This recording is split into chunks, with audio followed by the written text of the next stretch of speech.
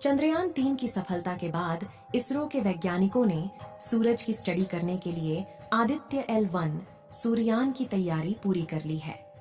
सूर्ययान को जल्द ही 2 सितंबर के दिन सूरज की सफल उड़ान के लिए रवाना कर दिया जाएगा। दोस्तों, इस मिशन का उद्देश्य सूरज के विकिरणों की स्टडी करना है। लेकिन अब सवाल आता है, सूरज तो बहुत ज्यादा गर्म होता है, तो यह सूरज का सामना कैसे करेगा और सूरज पर कैसे जाएगा? तो हम जानकारी के लिए आपको बता दें कि हमारा सूर्ययान पृथ्वी से 10.5 लाख किलोमीटर दूर पर जाकर सूरज की स्टडी करेगा।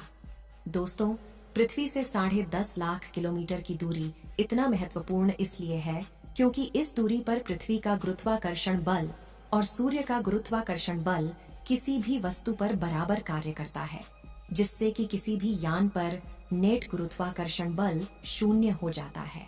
इसरो के वैज्ञानिकों ने जानकारी देते हुए बताया कि सूर्ययान की तैयारी पूरे तरीके से पूरी हो चुकी है, यानी कि अब वह सूरज की सफल उड़ान के लिए तैयार हो चुका है और 2 सितंबर के दिन श्रीहरिकोटा में स्थित सतीश धवन स्पेस सेंटर से लॉन्च किया जाएगा। और सबसे बड़ी बात यह है कि हमारे भारत का यह पहला मिशन होने वाला है जो कि सूरज की तरफ जाकर सूर्य की स्टडी करेगा। दोस्तों, ये मिशन इतना भी आसान नहीं होने वाला है क्योंकि इसमें काफी ज्यादा पावरफुल रॉकेट का इस्तेमाल किया गया है। हालांकि बात करें तो नासा ने कई सूर्य मिशन कर लिए हैं, लेकिन ऐसी कौन सी चीज है जिसे खोजने के लिए भारत देश आदित्य मिशन को लॉन्च करने जा रहा है? जानने के लिए वीडियो में अंत तक अवश्य बने रहे। इसके लिए सबसे पहले आपको इस मिशन का उद्देश्य समझना होगा। आदित्य L1 मिशन को लैग्रेंजियन बिंदु पर भेजा जाना है। दरअसल लैग्रेंजियन बिंदु अंतरिक्ष में वह स्थान है जहां 2 वस्तुओं के बीच कार्य करने वाले सभी गुरुत्वाकर्षण बल एक दूसरे को निष्प्रभावी कर देते हैं। यहाँ एक छोटी वस्तु सूर्य और पृथ्वी के गुरुत्वाकर्षण प्रभाव के तहत संतुलन में रह सकती है। आदित्य L1 का उद्देश्य सौर कोरोना यानी सूर्य के वायुमंडल का सबसे बाहरी भाग की बनावट और इसके तपने की प्रक्रिया, इसके तापमान, सौर विस्फोट और सौर तूफान का कारण के बारे में पता लगाना है। साथ ही सूरज के कारण होने वाले शक्तिशाली विस्फोट के बारे में पता लगाना है। सूर्य का अध्ययन करने वाली पहली अंतरिक्ष आधारित भारतीय वेधशाला आदित्य L1 का प्रक्षेपण 2 सितंबर को किया जाएगा। इसके लिए सुबह 11:50 का समय तय किया गया है। श्रीहरिकोटा के सतीश धवन स्पेस सेंटर से इसका प्रक्षेपण किया जाएगा। भारत का आदित्य L1 अभियान सूर्य की अदृश्य किरणों और सौर विस्फोट से निकली ऊर्जा के रहस्य सुलझाएगा। इससे पहले इसरो ने मंगलवार को आदित्य L1 से लैस लॉन्च व्हीकल PSLV-C57 की तस्वीरें साझा की। लॉन्च व्हीकल PSLV-C57 को श्रीहरिकोटा के लॉन्च पैड पर पहुंचा दिया गया है। चंद्रयान 3 को चंद्रमा की सतह पर पहुंचने में 1.5 महीने लग गए थे, लेकिन सूर्ययान का सफर इतना आसान नहीं होने वाला है क्योंकि सूर्ययान को 10.5 लाख किलोमीटर की दूरी पर जाना है, जबकि चंद्रयान 3 को लगभग 3,84,000 किलोमीटर की दूरी पर जाना था। आदित्य L1 को लैग्रेंजियन बिंदु तक पहुंचने में करीब 4 महीने का समय लगेगा। इस दौरान यह 15 लाख किलोमीटर का सफर तय करेगा। चंद्रयान 3 की तरह यह भी अलग अलग कक्षाओं से गुजरकर अपने लक्ष्य तक पहुंचेगा, यानी आदित्य L1 को भी सीधे नहीं भेजा जाएगा। आपको जानकारी के लिए बता दें कि अंतरिक्ष में 5 लैग्रेंजियन बिंदु हैं, जिन्हें L1, L2, L3, L4 और L5 के रूप में परिभाषित किया गया है। अब सवाल आता है, सूर्य का अध्ययन लैग्रेंजियन बिंदु से ही क्यों किया जाना है? क्या किसी और स्थान से सूर्य का अध्ययन नहीं किया जा सकता? इसके लिए आपको बता दें कि लैग्रेंजियन बिंदु अंतरिक्ष अन्वेषण के लिए उपयोगी है क्योंकि यहाँ कम ऊर्जा वाली कक्षाएं होती हैं। इसके साथ ही इस बिंदु से अंतरिक्ष के कुछ क्षेत्रों को आसानी से देखा जा सकता है। सूर्य पृथ्वी के किसी भी अंतरिक्ष यान को L1 बिंदु से लगातार सूर्य का निरीक्षण करने की अनुमति देता है।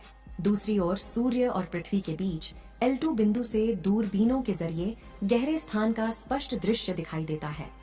L4 और L5 बिंदु पर क्षुद्र ग्रह होते हैं, जो सूर्य के चारों ओर एक ग्रह की कक्षा को साझा करते हैं।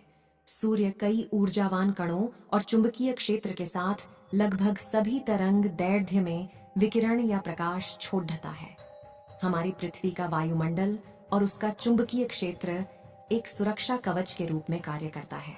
पृथ्वी ही कणों और क्षेत्रों सहित कई हानिकारक तरंग दैर्ध्य विकिरणों को रोकती है। चूंकि कई विकिरण ऐसे हैं जो पृथ्वी की सतह तक नहीं पहुंच पाते हैं, इसलिए सूर्ययान के उपकरण ऐसे विकिरण का पता नहीं लगा पाएंगे।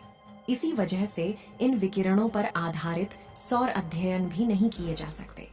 हालांकि ऐसे अध्ययन पृथ्वी के वायुमंडल के बाहर यानी अंतरिक्ष से अवलोकन करके किए जा सकते हैं। इसी प्रकार एक सवाल उठता है कि सूर्य से निकलने वाले वायु के कण और चुंबकीय क्षेत्र ग्रहों के बीच अंतरिक्ष से कैसे यात्रा करते हैं। इसे समझने के लिए एक ऐसे बिंदु से अध्ययन किया जाना चाहिए जो पृथ्वी के चुंबकीय क्षेत्र के प्रभाव से बहुत दूर है। इन्हीं प्रभाव के कारण अंतरिक्ष में सूर्य की किरण गमन कर पाती है। आपके मन में भी सूर्य को लेकर कई सारे सवाल उठते होंगे कि यदि सूरज न होता तो क्या होता, सूर्य किस आकार का है, ये सारे ग्रह सूर्य के चक्कर क्यों लगाते हैं। ऐसे में आइए आज हम आपको सूर्य से जुड़े कुछ रोचक बातें बताते हैं, जिनके बारे में जानकर आपको हैरानी होगी।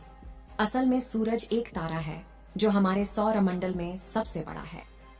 आग के इस विशाल गोले में 70% से अधिक हाइड्रोजन गैस और 26% तक हीलियम मौजूद है। सूर्य आकार में इतना बड़ा है कि इसमें हमारी पृथ्वी जैसे सैकड़ों या उससे भी अधिक ग्रह समा सकते हैं। पृथ्वी और सूर्य के बीच तकरीबन 15 करोड़ किलोमीटर की दूरी है। साथ ही ये हमारे सौरमंडल का सबसे विशाल पिंड है। सूरज का व्यास करीब 13,90,000 किलोमीटर है। पृथ्वी के मुकाबले देखा जाए तो यह लगभग 109 गुना बड़ा है। हमारे ब्रह्मांड में सूरज जैसे खरबों या उससे भी अधिक पिंड मौजूद हैं। सूर्य का जो प्रकाश हमें धरती पर मिलता है, इसे पहुंचने में 8 मिनट 16 सेकंड का समय लगता है। सूर्य की सतह से पृथ्वी की ओर आने के लिए रॉकेट की शुरुआती गति 618 किलोमीटर प्रति सेकंड होनी चाहिए। आग के इस गोले के अंदर का तापमान 1.5 करोड़ डिग्री सेल्सियस बताया जाता है। सूरज पृथ्वी से करीब 13 लाख गुना बड़ा है और इसका गुरुत्वाकर्षण बल भी पृथ्वी से 27 गुना ज्यादा है।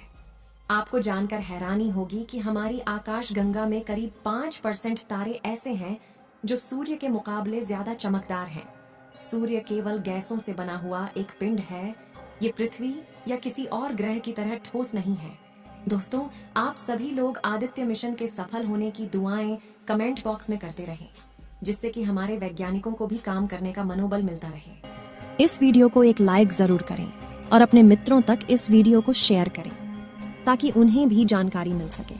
और अपने भरोसेमंद चैनल को सब्सक्राइब जरूर करें और बेल आइकन को ऑल पर सिलेक्ट करना बिल्कुल ना भूलें। मिलते हैं किसी और नॉलेजेबल वीडियो के साथ। वीडियो को अंत तक देखने के लिए धन्यवाद।